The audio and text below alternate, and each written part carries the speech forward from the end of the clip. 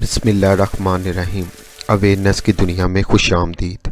آج کا ہمارا ٹاپک ہے کہ ہمارا دشمن کون ہے۔ ہمیں کیسے پتہ چلے گا کہ ہمارا دشمن کون ہے؟ ہم ساری زندگی کبھی کسی رشتہ دار کو، ہمسائے کو یا فیملی ممبر میں سے کسی نہ کسی کو اپنا دشمن سمجھتے رہتے ہیں کہ یہ میرا دشمن ہے، اور بعض دفعہ یہ ہماری سوچ جو ہے نا وہ غلط ثابت ہوتی ہے وقت کے ساتھ ساتھ۔ لیکن جب پتہ چلتا ہے کہ ہماری سوچ غلط تھی تب تک بہت دیر ہو چکی ہوتی ہے۔ اصل میں انسان کا جو دشمن ہے وہ کسی حد تک انسان خود ہی اپنا دشمن ہے۔ اس کی ریزن یہ ہے کہ اس کے جذباتی فیصلے کیے گئے، جو وہ جذباتی فیصلے لیتا ہے، یا غصے میں وہ فیصلے کرتا ہے، یا غصے میں وہ ایسے الفاظ ادا کر دیتا ہے جو بہت بڑے بول ہوتے ہیں۔ بڑی ذات اللہ تعالیٰ کی ہے اور بڑے بول اللہ تعالیٰ کو ہی زیب دیتے ہیں۔ باقی بشر ہونے کے ناطے ہم میں سے کسی کی اتنی اوقات نہیں ہے کہ وہ بہت بھر بھر کے باتیں کرے۔ اس لیے ہمیں کوشش کرنی چاہیے کہ ہم جو بات کہہ رہے ہیں یا ہم جو فیصلہ کر رہے ہیں، آیا وہ اس پوزیشن میں ہمارا مائنڈ ہے کہ ہم مینٹلی طور پہ ریلیکس ہیں۔ ادروائز تو ہم غصے میں جو فیصلہ کریں گے اس میں 90% سے زیادہ چانس ہے کہ وہ ہمارا اپنا ہی نقصان ہوگا اور وہ فیصلہ غلط ہوگا۔ ایک تو قرآن پاک میں ہمیں وضاحت طور پر بتا دیا گیا ہے کہ تمہارا دشمن شیطان ہے، جو ہمیں کلیئر ہے، اور اس کے بعد جو دشمن آتا ہے وہ انسان کا اپنا غصہ ہوتا ہے۔ سائنس کے حساب سے جو غصے کی ٹائم پیریڈ ہوتا ہے وہ تقریباً 15 سے 20 سیکنڈ کا ہوتا ہے، جو پیک پہ انسان کو غصہ آتا ہے، اور اس کے بعد جب وہ اس غصے میں مزید کسی دوسرے کو کوئی بات کہتا ہے تو جواباً وہ بات سنتا ہے تو وہ غصے میں بات بڑھتی جاتی ہے، اور اس طرح کچھ ایسے الفاظ بھی ادا ہو جاتے ہیں جو کہ نہیں ہونے چاہیے۔ وہ بعد میں انسان پچھتاتا ہے لیکن اس کا کوئی فائدہ نہیں ہوتا۔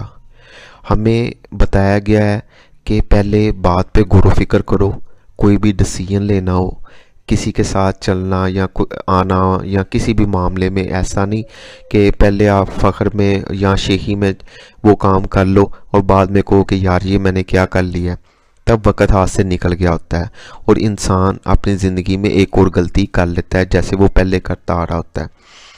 ایک تو غصہ اس کا اپنا دشمن ہو گیا، دوسرا اس نے غصے میں لیے جو سٹیپ ہوتے ہیں وہ اسے غلط رستے پہ چلاتے ہیں، اور وہ مزید غلطیوں کی دلدل میں پھنستا جاتا ہے اور وہ اپنا دشمن آپ ہی بن جاتا ہے۔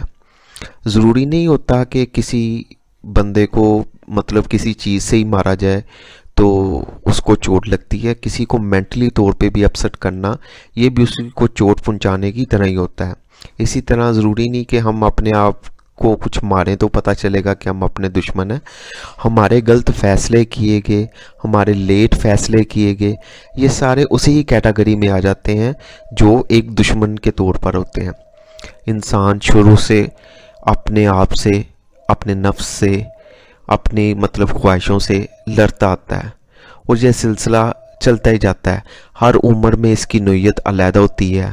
امیر کی جو معاملات، خواہشیں اور اس کے جو اس کا نفع نقصان ہوتا ہے وہ الگ ہوتا ہے، اور غریب انسان کا جو خواہشیں، نفع نقصان وہ الگ ہوتا ہے، لیکن نقصان دونوں کا لفظ جو نقصان ہے نا وہ ہوتا ہی ہے۔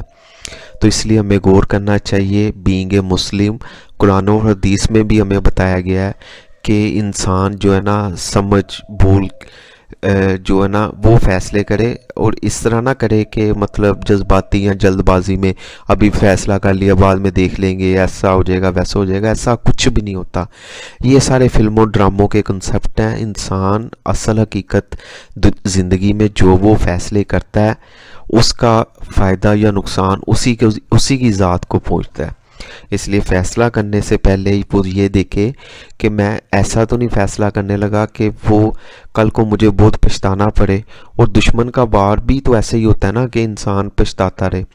اس لیے کوشش کرنی چاہیے حتی الامکان کہ میں جو ڈیسیژن لے رہا ہوں، جو فیصلہ کر رہا ہوں یا جو بات کر رہا ہوں، آیا وہ میرے لیے نقصان دہ تو نہیں کل کو ثابت ہوگی، کیونکہ ہم نے مسلمان ہونے کے ناطے اس دنیا میں بھی بڑے دھیان سے چلنا ہے جو ہماری آخرت بنائے گی، اور یہ نہ ہو کہ ہم ادھر بے فکر رہیں اور سیریس ہی نہ ہو اپنی لائف میں، تو کل کو مطلب وقت تو گزرتا جا رہا ہے اور گزرتا جائے گا، اور مطلب ہم مر جائیں گے، اور ہمارے غلط فیصلے کیے کچھ ایسے ہیں جو ہماری اولاد کے آگے بھی مطلب ان کو بھی اس کی سزا ملے گی، اور ہمیں تو ملنی ہے۔